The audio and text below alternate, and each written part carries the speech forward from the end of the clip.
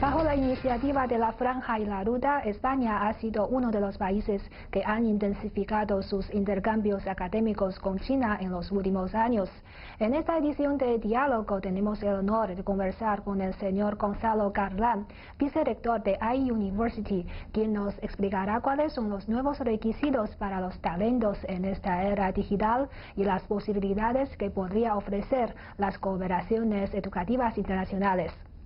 Señor Garland, muchas gracias por aceptar nuestra entrevista. Muchísimas gracias a ustedes. Sabemos que iUniversity es una de las mejores universidades de comercio en el mundo y usted siempre se ha dedicado a sus relaciones externas. Entonces, para comenzar, me gustaría que nos presente un poco la situación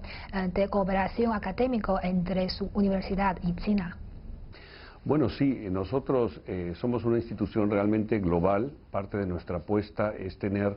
gente de todo el mundo. De hecho, en nuestros programas, dependiendo del programa, pero en muchos de ellos más del 90% de los alumnos son de todas partes del mundo.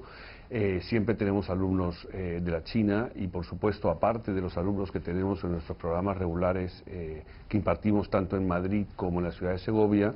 también tenemos un número importante de intercambios con universidades muy buenas en China. Entre ellas podría mencionar algunas como la Universidad de Tsinghua, la Universidad de Beida, también la Universidad de Fudan y Shanghái Jiaotong, entre otras. Pero tenemos realmente un número bastante alto de intercambios, con lo cual tenemos, aparte de los alumnos regulares en programas tanto de grado como de posgrado, también tenemos constantemente alumnos de intercambio que van y que vienen. El interés por China de nuestros alumnos, como en otras partes del mundo, es enorme, con lo cual solamente esperamos incrementar nuestras relaciones con instituciones de alto nivel en China. Y por último también tenemos dos oficinas que nos ayudan a establecer estas relaciones, una que abrimos ya hace algunos años en Shanghái y otra que hemos abierto el año pasado aquí en Pekín. Sí, podríamos decir que iUniversity podría ser un caso ejemplar de los intercambios académicos. Entonces, en general, ¿nos podría presentar un poco la situación de los intercambios o cooperaciones académicas entre España y China? Yo creo que en realidad España siempre ha atraído muchos alumnos chinos que, por ejemplo, están interesados en el idioma español o en la cultura española. Sin duda es un lugar pues natural para ir a estudiar esto. Por otro lado también siempre hemos encontrado en España que atrae mucha gente que de China que puede estar interesada también en América Latina, porque al fin y al cabo el idioma, el español, es un activo muy importante de este conjunto de personas, que es un conjunto de personas bastante amplio, ¿no? En iUniversity nosotros, la mayor parte de nuestros programas son en inglés, pero igual, a pesar de eso, nuestros alumnos aprenden español, con lo cual realmente tenemos un nivel muy alto de estudiantes de China. Y también no solamente un tema de estudiantes, también nos interesa, al ser una institución muy internacional y realmente creer en la diversidad en todas sus dimensiones, tener gente, profesores que sean de China y que hablen de contenidos de China. Un tema que nosotros decimos muchos es que al ser de todas partes del mundo y ninguna nacionalidad es muy grande, realmente somos muy diversos y en ese sentido pues se escuchan todas las opiniones y todas las visiones del mundo que tienen las personas de todas partes del globo. En esta ocasión, iUniversity ha firmado una serie de acuerdos con China y nos podría detallar un poco más sobre estos acuerdos. Sí, entre varios acuerdos que vamos a firmar con universidades, hemos firmado uno muy importante con la Chinese Federation of Industrial Economics, y es un acuerdo para, en un periodo de un año, establecer una serie de intercambios educativos. Vamos a tener profesores de iUniversity que van a venir aquí a dar algunas sesiones sobre temas relevantes para la federación, pero también vamos a organizar una visita de empresarios chinos a España que incluya información sobre cómo hacer negocios en España, qué está sucediendo en España y en Europa, con lo cual estamos muy contentos de haber firmado este acuerdo, que creemos que va a ser el comienzo de una relación muy buena con esta federación. Aparte de eso, como decía, también vamos a visitar una serie de universidades en las cuales vamos a renovar acuerdos o vamos a establecer acuerdos nuevos. Así que estamos muy contentos de tener esta participación mayor en China. ¿Y de qué manera cree usted que estos acuerdos pueden promover aún más los intercambios académicos entre las dos partes? Yo creo que este es un ejemplo precisamente de cómo se puede hacer más cosas, de alguna manera,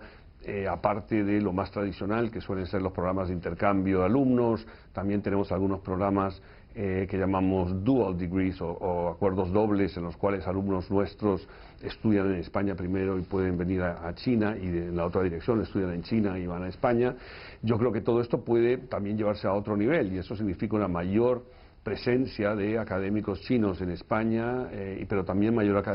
presencia de académicos españoles en China, y sobre todo en el espíritu de nuestra institución, que nosotros siempre pensamos que tenemos que estar muy unidos a la realidad empresarial. Lo que nos interesa por eso es mucho establecer contacto con federaciones o grupos de empresas chinas que de alguna manera nos permitan entender también mejor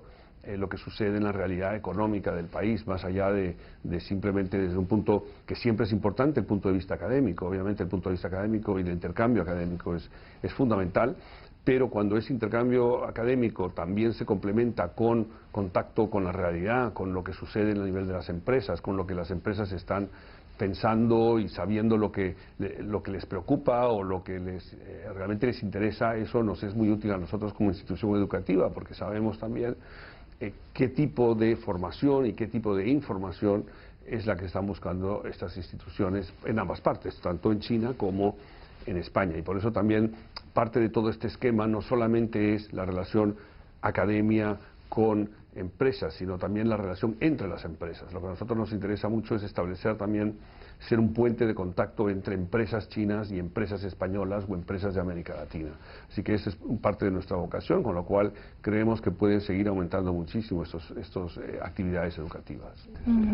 Y la iniciativa de la Franja y la Ruta es una de las iniciativas propuestas por China en los últimos años. Y no sabemos si es muy conocido en España, si la gente, cómo se ve la gente sobre esta iniciativa y qué podemos hacer para darse a conocer. Sí. Yo percibo un interés creciente en toda la iniciativa. Realmente la iniciativa ya lleva unos años y poco a poco ha ido aumentando su visibilidad. Yo creo que cada vez aparece más en la prensa. Desde un punto de vista académico también hablamos de la iniciativa, con lo cual yo lo que creo es que hay mucho interés, es un proyecto global, probablemente, o casi con seguridad, el proyecto global más grande hoy en día y que involucra a muchísimos países, sin duda, con lo cual yo creo que hay muchísimo interés y que esto no va a ser sino aumentar en el futuro. De alguna manera todo el mundo está observando con mucha atención lo que está pasando en la iniciativa. Sí, ¿creen que esta iniciativa puede promover aún más los intercambios educativos entre los países? También, ¿no? Sin duda. Yo creo que parte de la iniciativa, su objetivo inicial más importante es probablemente pues temas de comercio y de transporte, y de alguna manera es esa la visión más, ¿no? Al fin y al cabo es establecer rutas por tierra o por mar. Y eso es sumamente importante, quizás sea el núcleo inicial, pero esto abre una serie de oportunidades a todo tipo de colaboración y de cooperación entre ambas partes, entre todos los países que forman parte de la iniciativa y otros, con lo cual, sin duda, yo creo que esto está favoreciendo muchísimo una integración a nivel global con una nueva dimensión, que es todo este gran proyecto, que es un proyecto que marca nuestra historia actual. Y nos hemos dado cuenta de que en muchas universidades españolas existen cursos de estudios sobre China, y no solamente en las universidades, a veces en las escuelas también dan clases de curso de chino. Entonces, ¿nos podría hablar un poco sobre esta situación? Yo creo que la tendencia en esos temas es clarísima y es, junto con el gran crecimiento económico de China, y ese es un crecimiento económico que ha sido extraordinario sin duda y que está siendo observado por todo el mundo con muchísima atención, con lo cual podríamos llamarlo resurgir de alguna manera después porque realmente enorme en China, esto tiene implicaciones a nivel global. Entonces yo creo que el interés de todo el mundo, y sin duda España no es una excepción en esa tendencia, tiene muchísimo interés por comprender mejor lo que sucede en China, por hablar el idioma y de hecho sí, el crecimiento de los alumnos en la escuela primaria o en la escuela secundaria que están estudiando chino en España ha crecido de una manera muy importante en los últimos años y yo creo que esto es una tendencia que va a continuar. De alguna manera el interés por todo lo que rodea a China es muy grande y como digo yo creo que solamente va a aumentar en el futuro. Desde el establecimiento de la Asociación Estratégica Integral entre China y España en 2005, las relaciones entre estos dos países se han convertido en un modelo de cooperación amistosa entre países con diferentes antecedentes históricos y culturales, diferentes niveles de desarrollo y diferentes sistemas sociales. De hecho, el intercambio entre China y España se remonta a más de 400 años atrás. Diego de Pantoja, un misionero católico español, es considerado como uno de los primeros españoles que viajaron a China. Él escribió muchos libros sobre China y también introdujo instrumentos musicales occidentales en la corte china de la época. Hasta el día de hoy, los intercambios lingüísticos y culturales han ido prosperando y se han vuelto muy fructíferos. Un ejemplo de ello es que, gracias a esos intercambios existentes entre los dos países, China es el lugar con más lectorados de lengua española en todo el mundo. Desde septiembre de 2018, los estudiantes chinos de escuelas secundarias pueden tener la oportunidad de aprender el español en sus escuelas, gracias a que el Ministerio de Educación de China incluyó el español en los cursos que se imparten en las escuelas secundarias como parte del nuevo programa de instrucción. También se han abierto muchos institutos y centros académicos en ambos países dedicados al estudio de las respectivas lenguas y culturas, como el Instituto Cervantes de España en Beijing y los Institutos Confucio de China en España.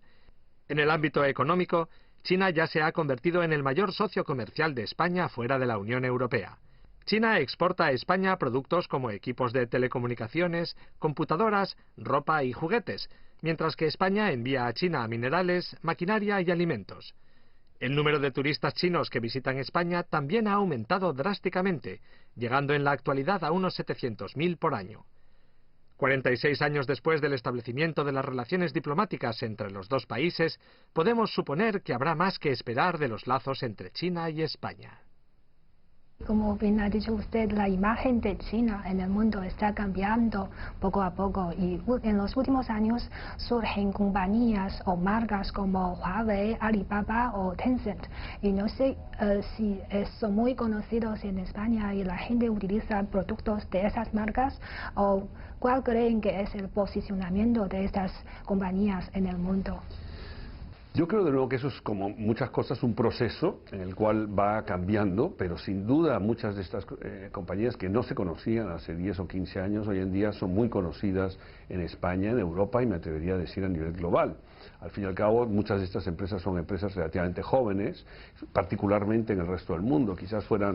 tengan más años dentro de China, pero realmente no eran muy conocidas fuera de China y sin embargo cada vez más estas empresas cumplen un rol fundamental, con lo cual yo creo que hay un conocimiento cada vez mayor de estas empresas y por ejemplo usted ha mencionado, pero Huawei claramente es una empresa que está muy presente en España y no es la única, es decir, hay varias otras que están surgiendo. Yo creo que la imagen además de las empresas chinas es cada vez más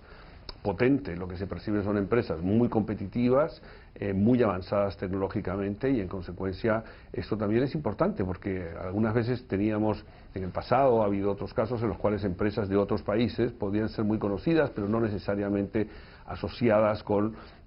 la mejor calidad o la mejor tecnología y lo que estamos viendo en el caso de China es que eso está confluyendo muy rápidamente, es decir, no solamente se hacen muy visibles a nivel global, sino que además se hacen visibles y se muestran como muy fuertes, se muestran como muy competitivas y eso es una combinación que es bastante única hoy en día, diría yo, a las empresas chinas. Y según su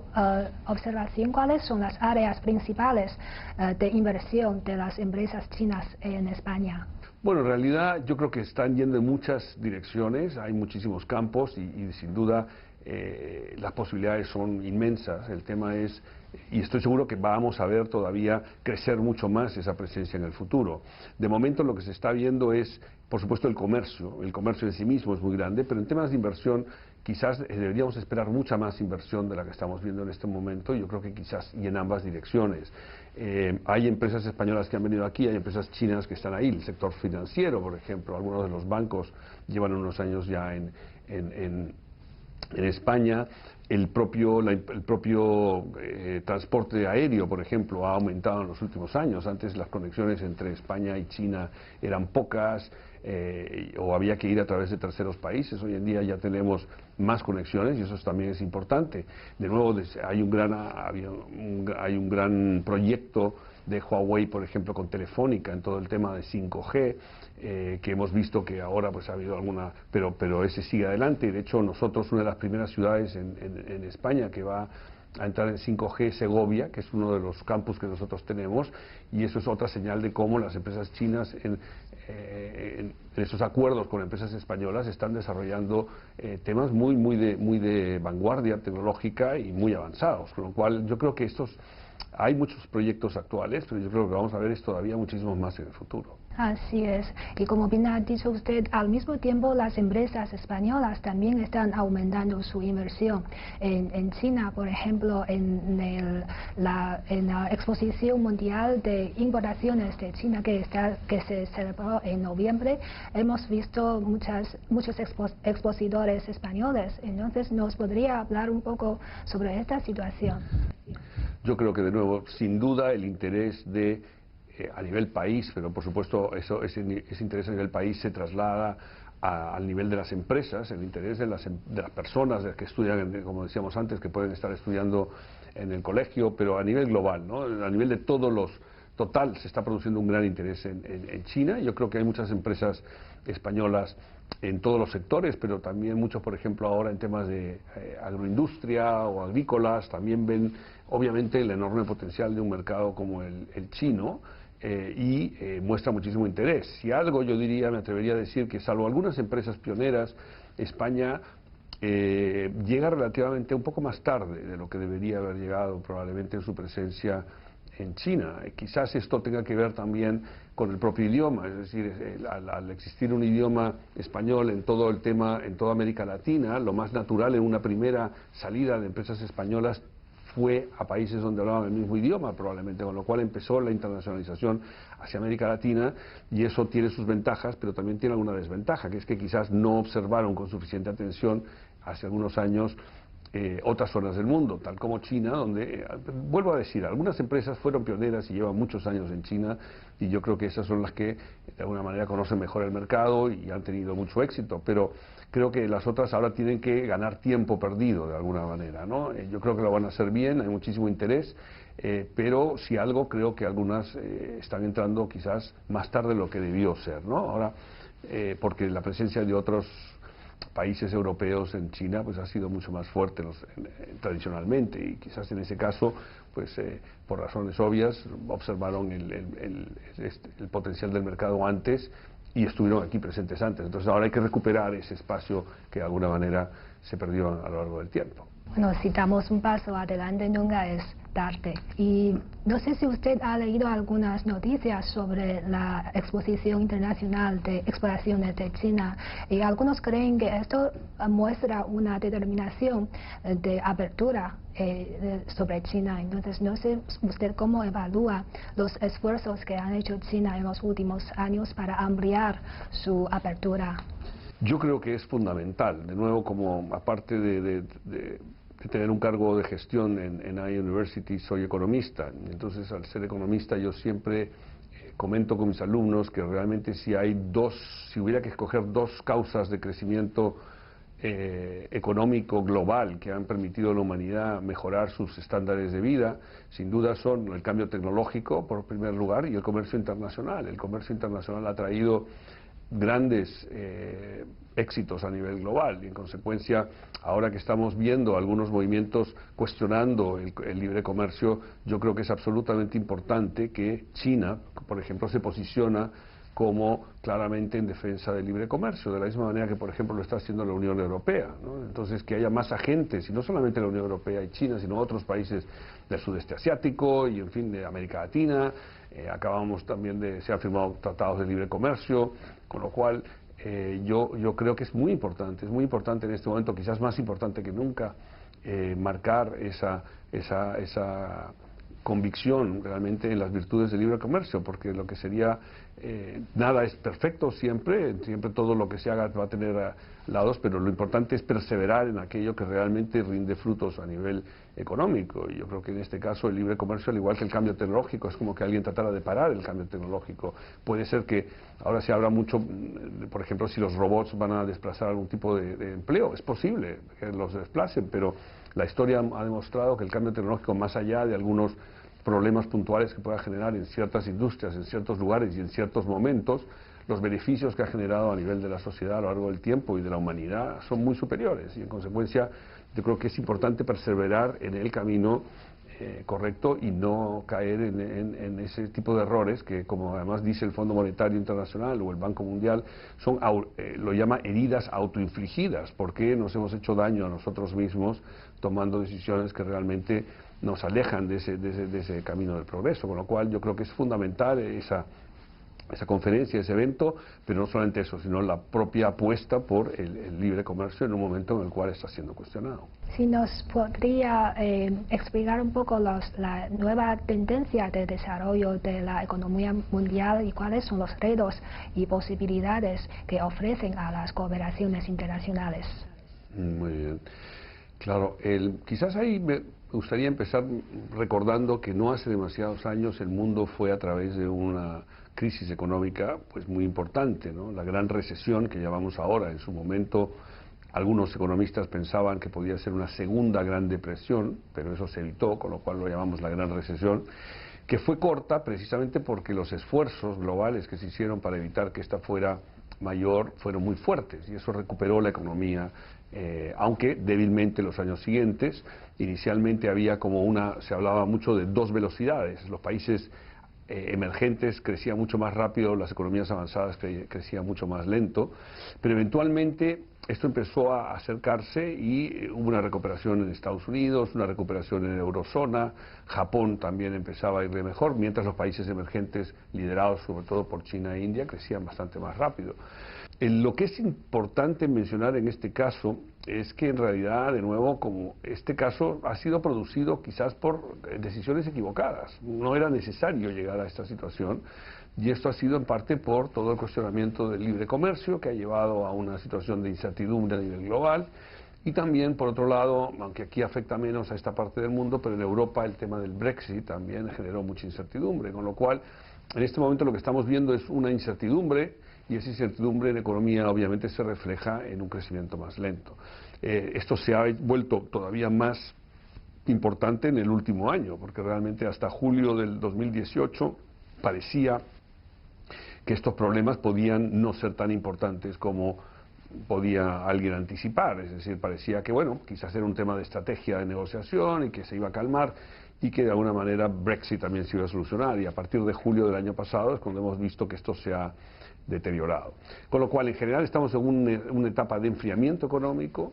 pero yo no creo que va a llevar necesariamente a una crisis muy importante. Entonces, yo soy optimista, siempre he sido optimista en el medio plazo, aunque lamentablemente en este momento no esté en la mejor situación global, el contexto global, debido, como digo, a heridas autoinfligidas, que era el error que no debemos cometer en otra ocasión. Entonces, bajo este nuevo contexto económico y en esta era digital, ¿cuáles son los nuevos requisitos para los talentos empresariales? Bueno, lo primero es, sin duda, el mundo está pasando por una transformación tecnológica gigantesca, que probablemente ha tenido pocos momentos en la historia que ha sido tan intensa como en la actualidad. O sea, llevamos unas décadas en las cuales el cambio tecnológico se acelera rápidamente, y es prácticamente, si uno mira hacia atrás, y mira hacia atrás 20 años o 30 años, realmente lo que se ve es prácticamente otro mundo, ¿no? Pensando desde cosas tan triviales como un teléfono móvil, en el cual hoy en día casi no podemos vivir sin él, y sin embargo pues no existía no estamos hablando 100 años, no existía hace 30 años, empezaba un poco más, pero no realmente muy poco tiempo. Con lo cual, y de nuevo, esto es una de las razones fundamentales del progreso económico global, como decíamos, el comercio exterior, pero también el cambio tecnológico. Con lo cual, las implicaciones de todo esto son todavía en parte conocida y parte desconocida. Todavía hoy se habla de cuáles serán las carreras que serán más demandadas de aquí a 15 o 20 años, y en ese entorno yo creo que el sistema en general educativo a nivel global, pues tenemos una serie de retos que tenemos que cubrir, porque tenemos que estar atentos y tenemos que tratar de saber anticipar lo que sucede en el futuro.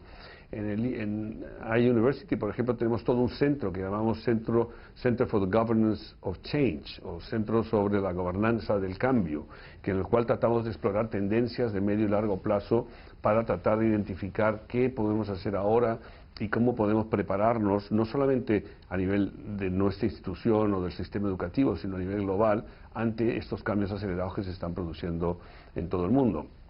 Por otra parte, por ejemplo, nosotros vemos una demanda cada vez mayor de todos los temas efectivamente digitales. Hemos lanzado recientemente másters en transformación digital, tenemos másters en Big Data, tenemos másters en temas como ciberseguridad, tenemos muchísimos temas que cubrimos porque creemos que son muy actuales y que en realidad van a ser más importantes en el futuro. Y otra apuesta que tenemos, por ejemplo, allí hemos sido los primeros en Europa que acabamos de lanzar un Tech MBA, que es un MBA mucho más orientado a temas de tecnológicos y preparando personas no solamente para la gestión de empresas en cualquier sector, sino específicamente para gestión de empresas tecnológicas, lo cual creemos que es una tendencia también muy importante. Y esos son solamente algunos ejemplos, pero también, por ejemplo, hemos lanzado muchos bootcamps, vemos un interés de nuestros alumnos por hacer coding, y entonces estamos incorporando cursos de coding en muchísimos de nuestros programas. Pero vuelvo a decir, en el fondo, todo el tema de los cambios tecnológicos, conocemos una parte y otra parte no la conocemos, y por eso hay que estar muy atentos constantemente a ver qué puede ir surgiendo y cómo puede eso generar nuevas demandas, y nosotros como una institución educativa también irnos adaptando a esto, porque yo creo que es peligroso que la educación, por inercia, porque es cómodo hacer las cosas y porque las cosas funcionen bien, pues se mantenga más o menos igual sin modificarse en un mundo que paralelamente va cambiando a gran velocidad. Entonces, por eso yo creo que el reto para las instituciones educativas de todo nivel, empezando desde la educación primaria, secundaria, universitaria, y de hecho estamos yendo hacia un mundo en el cual la tecnología cambia tan rápido que probablemente tengamos que pensar